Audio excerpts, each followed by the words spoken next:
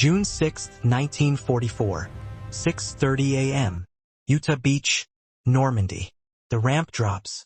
Private John Barnes surges forward with 35 other infantrymen, splashing through waist-deep water toward a beach bristling with German machine guns. Behind him, his Higgins boat reverses immediately, racing back to the transport ship for another load. This scene repeats thousands of times across 5 Normandy beaches.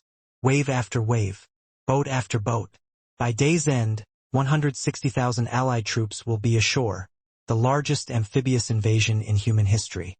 Every single one delivered by landing craft the U.S. Navy had rejected just 6 years earlier as wooden junk, built by an inexperienced boat builder. They refused to contract. That boat builder was Andrew Jackson Higgins, a hot-tempered Irish-American from landlocked Nebraska who built fast boats for Louisiana swamps. When the Navy's metal prototypes failed repeatedly in the late 1930s, they grudgingly turned to Higgins. His wooden flat-bottom design with a revolutionary bow ramp became the LCVP landing craft, vehicle, personnel, the Higgins Boat. By 1943, Higgins Industries employed 20,000 workers and produced 1 landing craft every 10 minutes. General Eisenhower called Higgins the man who won the war for us. Hitler called him the new Noah. The Navy that rejected him in 1938 was begging for his boats by 1942. This is the story of how one man's primitive wooden swamp boat became the most important naval vessel of World War II. Before we reveal how a swamp boat won D-Day, smash that subscribe button and drop a like. Comment which WW2 innovation surprises you most. This channel exposes engineering genius the establishment tried to bury. Now let me show you how wooden boats beat battleships. 1926. New Orleans, Louisiana. Andrew Jackson Higgins, a 30-year-old lumberman from Nebraska, arrives in Louisiana with $50,000 borrowed capital and a problem to solve. The Louisiana timber industry needs boats that can navigate shallow bayous, carry heavy loads, and survive the brutality of commercial use. Every existing design fails. Deep draft boats ground out in shallow water. Flat-bottomed boats can't handle rough conditions. Metal boats corrode in salt water. Wooden boats built by traditional shipyards cost too much and break too often. Higgins isn't a naval architect. He never attended engineering school. He has no formal training in boat design. What he has is practical experience from years working timber in Nebraska and a willingness to ignore conventional wisdom. He starts Higgins Industries in a cramped warehouse on the Industrial Canal and begins building boats the way he thinks they should be built, not the way maritime tradition dictates. His design philosophy is radical for 1926. Build wooden boats with flat bottoms, shallow draft, and protected propellers. The flat bottom allows operation in water as shallow as 18 inches. The protected propeller, recessed into a tunnel within the hull, means the boat can run right up onto beaches or muddy banks without damage. The wooden construction using native Louisiana cypress keeps costs low while providing adequate durability. Traditional boat builders mock the design as unseaworthy, unstable, and dangerous. Higgins doesn't care about mockery. He cares about results. His boats work. Louisiana oilmen buy them for servicing offshore rigs. Trappers use them in the swamps. Rum runners, this is Prohibition era, discover Higgins boats are fast, shallow draft, and nearly impossible for Coast Guard vessels to catch in bayou country. Higgins never admits to building boats for bootleggers, but his company's financial records from the late 1920s show suspicious cash sales that keep the business afloat during lean years. BY 1938. Higgins Industries employs approximately 75 workers and produces boats for commercial markets. The company is moderately successful but unremarkable. Then everything changes.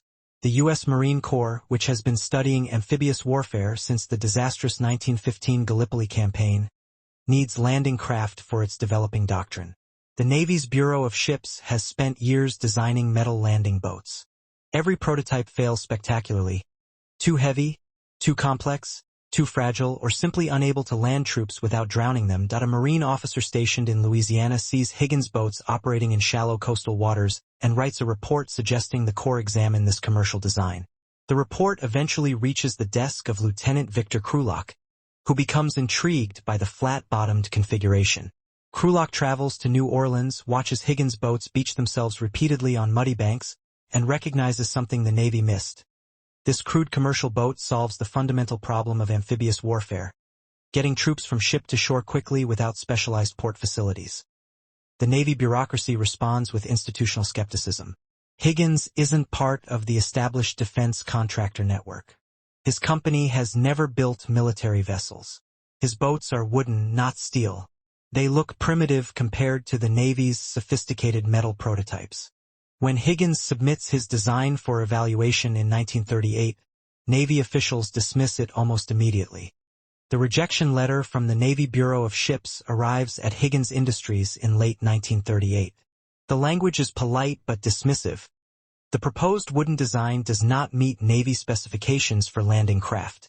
We recommend you gain experience in military shipbuilding before resubmitting. Translation: you're not qualified, your design is inadequate, and we're not interested. Higgins responds by doing what he always does when told something is impossible. He proves everyone wrong. He builds a prototype landing boat at his own expense, loads it with sandbags equivalent to 36 combat-equipped troops, and runs it through tests more brutal than any Navy evaluation. He beaches the boat repeatedly on shell-covered shores. He runs it at full throttle in rough water. He deliberately grounds it, reverses off, and does it again. The boat survives everything. Higgins films the tests and sends the footage to the Marine Corps. The Marines are impressed. The Navy remains skeptical. A bureaucratic standoff develops. The Marine Corps wants Higgins boats. The Navy, which controls procurement, wants their own designs. Higgins, never known for diplomatic restraint, begins publicly criticizing Navy designs as overcomplicated failures built by contractors more interested in cost-plus contracts than functional boats.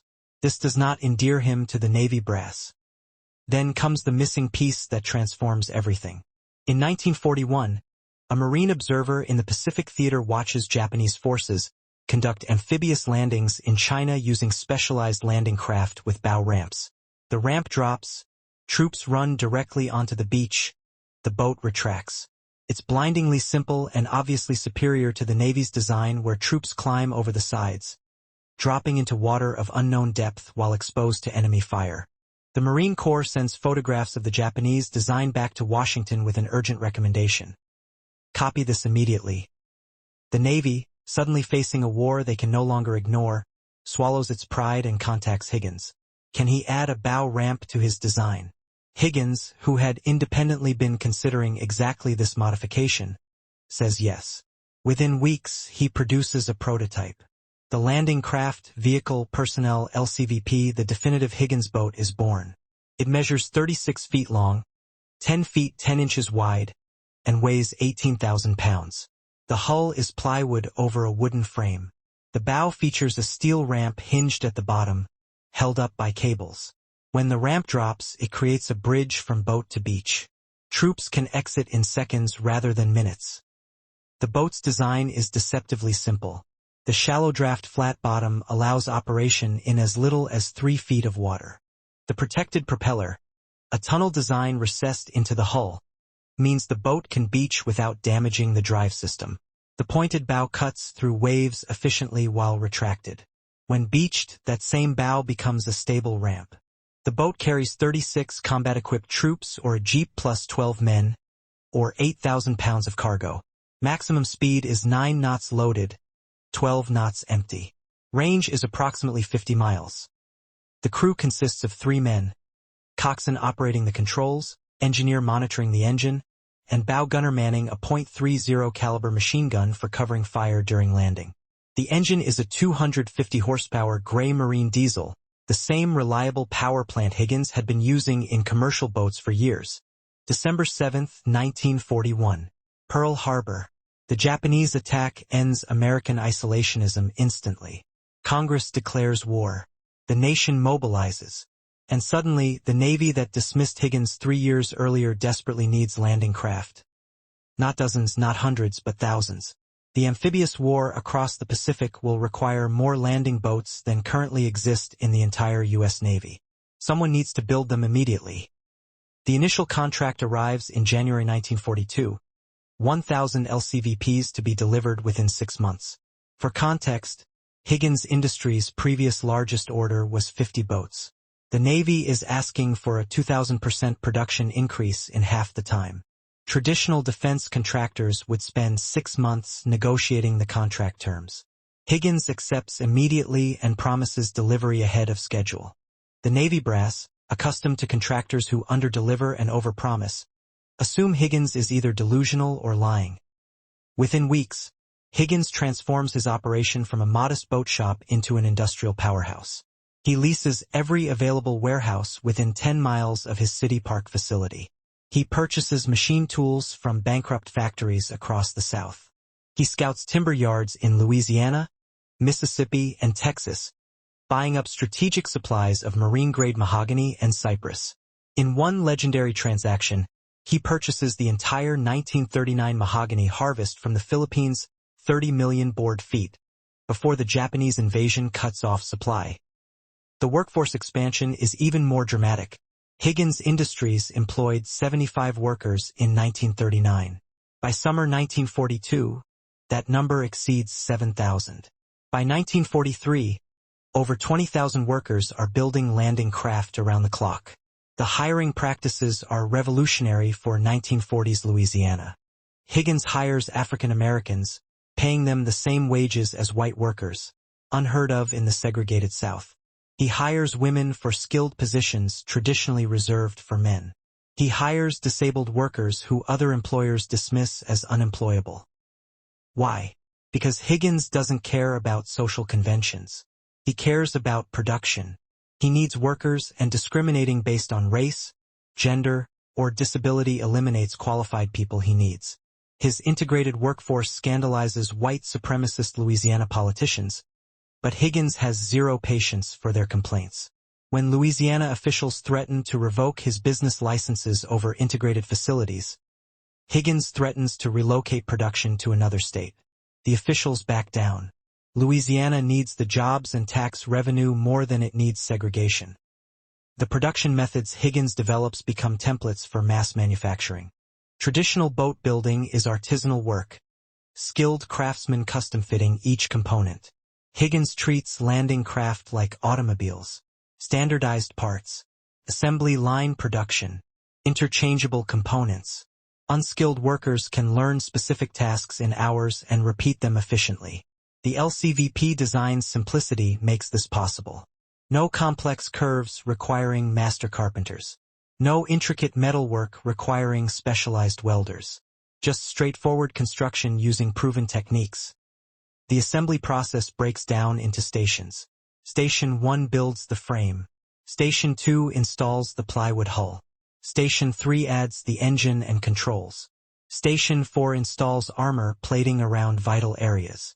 Station 5 adds the bow ramp mechanism. Station 6 applies waterproof sealant. Final station conducts water trials. At peak efficiency, Higgins Industries completes one LCVP every 10 minutes during daylight shifts. November 8, 1942. Operation Torch. The first major American amphibious operation of the war hits the beaches of North Africa. Over 100,000 troops land at Casablanca, Oran, and Algiers using a mixed fleet of landing craft including Higgins boats. The operation isn't smooth. Some beaches are poorly chosen. Some boats ground out too far from shore. Some coxswains get lost in darkness. But the fundamental concept works. Troops reach beaches quickly. Casualties during landing are relatively light. Most importantly, the invasion succeeds. The after-action reports praise the LCVP's performance. Boats beach successfully in shallow water. The bow ramps allow rapid troop deployment. When damaged, boats can often limp back to transports for repair. The wooden construction, initially criticized as primitive, proves advantageous. Bullets and shell fragments pass through wood without the catastrophic secondary fragmentation that metal hulls create. A Higgins boat hit by small arms fire gets holes. A metal landing craft gets shrapnel spraying through the interior. July 1943. Sicily. Operation Husky puts 160,000 Allied troops ashore in the largest amphibious operation yet attempted. The invasion fleet includes over 2,500 landing craft, the majority being Higgins boats. The invasion succeeds despite terrible weather and scattered landings. German and Italian defenders inflict casualties, but they cannot stop the sheer volume of troops landing simultaneously across dozens of beaches. The LCVP's ability to beach anywhere, not just at ports or specially prepared areas, makes defensive preparation nearly impossible. September 1943. Salerno. The Italian mainland invasion demonstrates the LCVP's versatility under fire. German forces, expecting the landings, position artillery to cover likely beaches. Higgins boats run straight into prepared defensive fire, and losses are heavy, both boats and men. But the survivors keep coming, wave after wave. Each LCVP makes multiple runs, ferrying troops from transport ships to contested beaches despite murderous fire. The shallow draft allows boats to approach within yards of shore, minimizing the distance troops must cross under fire. The Pacific theater provides even more dramatic proof of the design's value. Island warfare requires landing on hostile beaches with no port facilities, often against fanatical resistance. Traditional naval doctrine said you couldn't conduct opposed landings without port seizure. The LCVP makes that doctrine obsolete. Any beach with adequate approaches becomes a potential landing site. November 1943. Tarawa. The Battle of Tarawa reveals both the LCVP's strengths and the brutal reality of amphibious warfare. Japanese defenders turn the tiny atoll into a fortress. When Marines land, they face interlocking fields of fire from concealed positions. Casualties are horrific. Over 1,000 Marines killed in 76 hours. But Higgins boats deliver those Marines to the beach and keep delivering reinforcements and supplies throughout the battle. Without the LCVP's ability to make repeated runs under fire, the Marines would have been annihilated. The production numbers by late 1943 are staggering. Higgins Industries has delivered over 12,000 LCVPs. Other manufacturers licensed to produce the design add thousands more. The boats are everywhere: Mediterranean, Pacific, training bases in the United States, pre-positioned for future operations. General Eisenhower, planning Operation Overlord, calculates he needs approximately 2,500 LCVPs for the Normandy invasion alone. Higgins promises delivery with the same confidence he showed in 1942. The Navy, which once dismissed him, now treats Andrew Higgins as indispensable. June 6, 1944. 6:30 a.m. Operation Overlord. Normandy, France. The largest amphibious invasion in history begins with 6,939 vessels crossing the English Channel. Among them are approximately 1,500 LCVPs carrying the first assault waves to 5 beaches codenamed Utah, Omaha, Gold, Juno, and Sword. Everything the Allies have planned for 2 years depends on these boats delivering 160,000 troops to hostile shores defended by concrete bunkers, machine gun nests, minefields, and underwater obstacles. The crossing is rough. 10-foot swells hammer the small craft. Many soldiers become violently seasick during the 2-hour journey from transports to shore. Some LCVPs swamp in heavy seas, sinking with their entire loads. But the majority reach the beaches and drop their ramps. At Utah Beach, the landings are relatively successful. Troops hit the wrong beach due to strong currents but find weaker defenses. At Omaha Beach, hell erupts. Omaha's German defenses are stronger than intelligence predicted. The pre-invasion bombardment failed to destroy fortified positions. As Higgins boats approach shore, artillery and machine gun fire tears into the packed formations. Boats are hit before reaching the beach, drowning soldiers weighted down with equipment. Ramps drop into water too deep, and men disappear beneath waves. Those who reach dry sand face interlocking fields of fire that turn the beach into a slaughter zone. Yet the Higgins boats keep coming. Coxswains make multiple runs despite watching other boats explode, despite seeing beaches covered with dead and wounded. The boat's shallow draft and protected propellers allow them to dodge underwater obstacles that would destroy deeper draft vessels. When damaged, many boats limp back to transports, receive hasty repairs, and return to the beach. The volume of troops eventually overwhelms even Omaha's formidable defenses because the Germans cannot kill soldiers faster than Higgins boats deliver them. By nightfall on June 6, 160,000 Allied troops are ashore across all 5 beaches. The toehold is precarious, but it exists. Over the following days, Higgins boats deliver hundreds of thousands more troops, plus vehicles, artillery, supplies, and ammunition. Without the LCVP's ability to land troops directly on hostile beaches, Operation Overlord would have been impossible. General Eisenhower later states flatly, "Andrew Higgins is the man who won the war for us. If Higgins had not designed and built those LCVPs, we never could have landed over an open beach. The whole strategy of the war would have been different." Hitler, monitoring the Normandy invasion from his headquarters, reportedly calls Higgins the new Noah for building the boats that carried the Allied army across the Channel. German military intelligence had warned of massive Allied landing craft production, but they underestimated both the numbers and the tactical flexibility the LCVP provided. German coastal defenses were designed around the assumption that Allies needed ports for major landings. The Higgins boat made every beach a potential invasion site, forcing Germany to defend thousands of miles of coastline instead of fortifying specific ports. The Pacific War demonstrates the LCVP's value even more dramatically. Island hopping requires landing troops on remote atolls with no infrastructure whatsoever. The Higgins boat turns this impossible task into routine operations. February 1945. Iwo Jima. The tiny volcanic island becomes the setting for one of the war's most brutal battles. The entire landing operation depends on Higgins boats ferrying Marines from transport ships to beaches under Mount Suribachi's shadow. Japanese defenders have fortified every cave, every ridge, every possible defensive position. They wait until the beaches fill with troops before opening fire. The casualties are staggering. Nearly 7,000 Marines killed, 20,000 wounded. But the Higgins boats keep running, delivering wave after wave despite fire that destroys dozens of craft.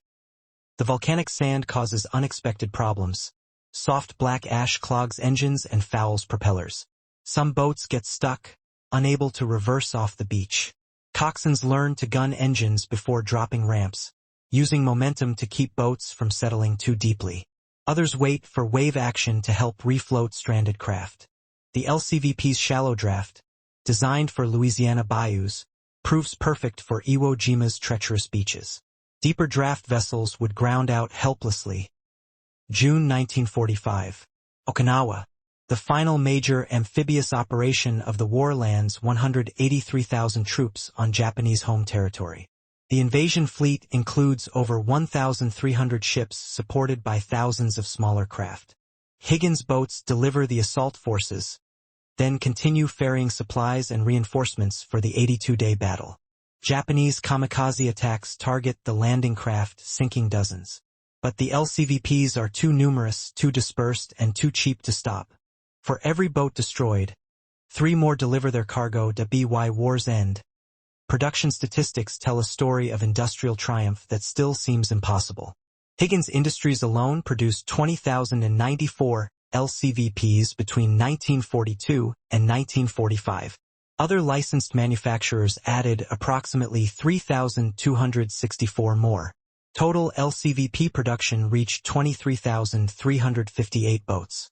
Add other Higgins designs, the larger LCM, PT boats, and specialized variants, and Higgins Industries built over 90% of all U.S. Navy landing craft used in World War II. These numbers represent more than manufacturing capacity. They represent strategic flexibility. The United States could land troops anywhere, anytime, without requiring ports or specialized facilities. Island hopping across the Pacific becomes possible because Higgins boats make every island accessible. The Mediterranean campaigns succeed because Allied forces can bypass heavily defended ports and land on open beaches. The Normandy invasion succeeds because 150,000 troops can land simultaneously across 5 beaches instead of funneling through 1 or 2 ports that would create bottlenecks and slaughter. The Germans and Japanese never developed equivalent capability. German landing craft were limited in number and capability. The Kriegsmarine focused on surface warfare and submarines, not amphibious operations.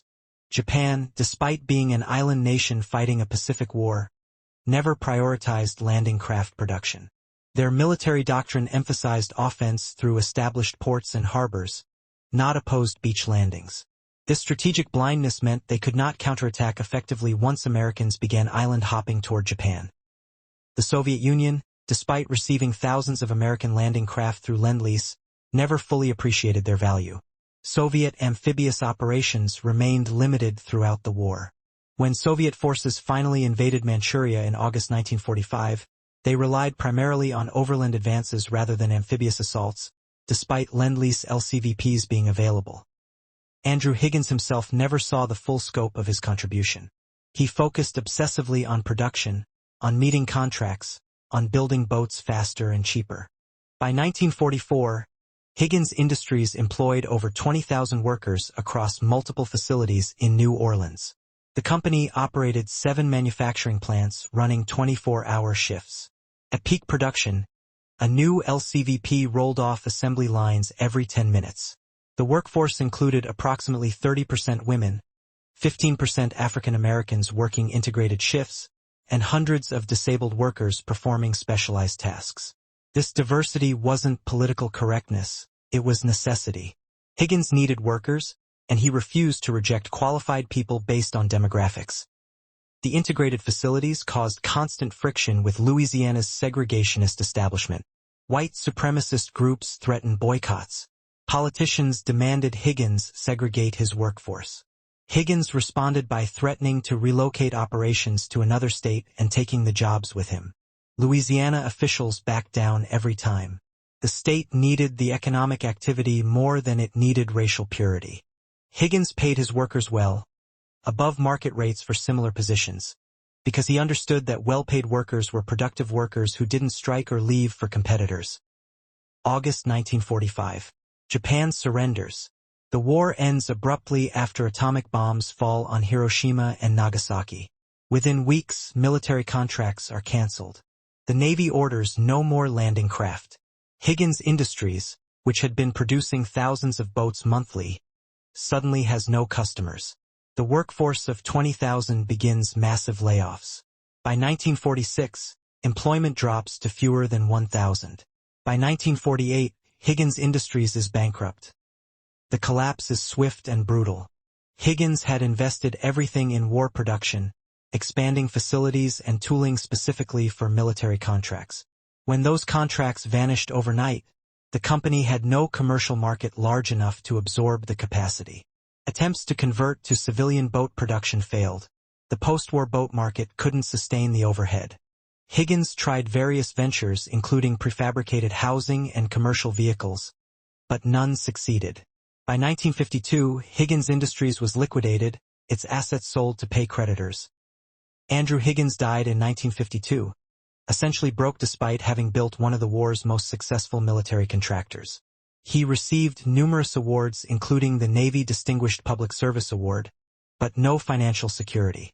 The man who built 20,000 landing craft and helped win World War II ended his life in modest circumstances, largely forgotten by a nation moving past wartime memories. The LCVP itself continued serving long after Higgins Industries disappeared.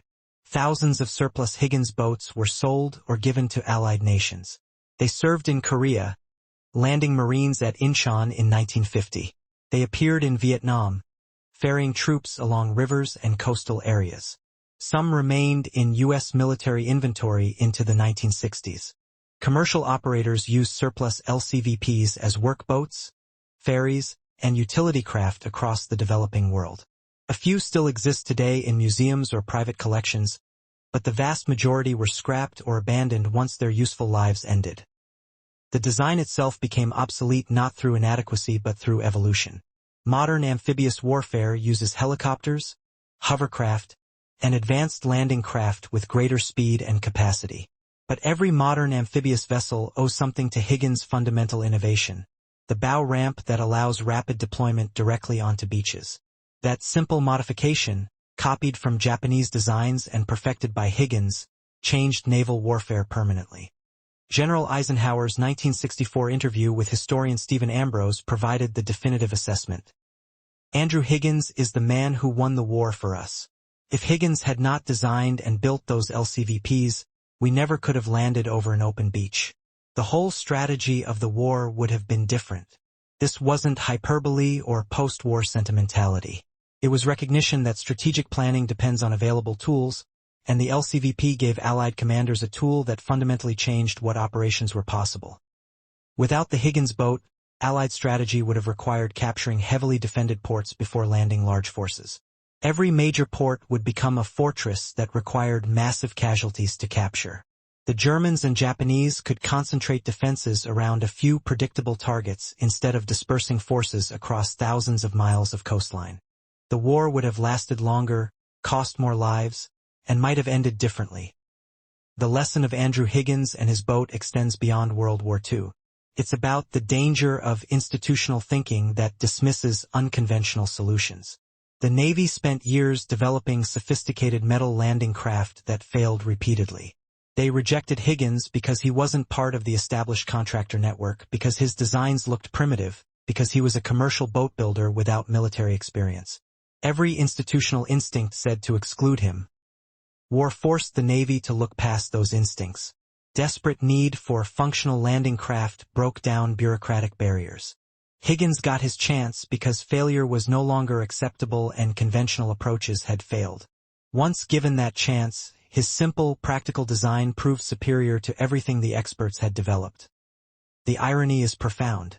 The wooden boat dismissed as inadequate in 1938 became indispensable by 1942. The boat builder the Navy wanted to ignore became the man Eisenhower credited with winning the war. The design considered too simple proved more effective than sophisticated alternatives. Sometimes the best solution isn't the most advanced. It's the one that works reliably under real-world conditions. Modern military procurement still struggles with this lesson. Advanced weapons systems fail because they're too complex. Contractors deliver products that work in controlled tests but break in combat. The Pentagon spends billions on sophisticated technology when simpler, cheaper solutions might work better. The Higgins boat story reminds us that effectiveness matters more than sophistication, that proven reliability beats theoretical superiority, and that sometimes the best weapon is the one that just works.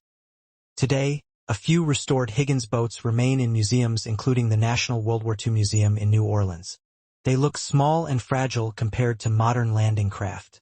The wooden construction seems quaint. The simple controls appear primitive. But these boats carried hundreds of thousands of soldiers to hostile shores and brought most of them home alive. They made possible every major Allied amphibious operation of World War II. They proved that wooden boats built by an outsider could be more valuable than battleships. Andrew Higgins never sought glory. He wanted to build boats and make money doing it. But his practical, no-nonsense approach to design created a weapon that changed history. The man who won the war for U.S. deserves to be remembered not just for what he built, but for proving that simple solutions implemented brilliantly beat complex solutions implemented poorly every single time.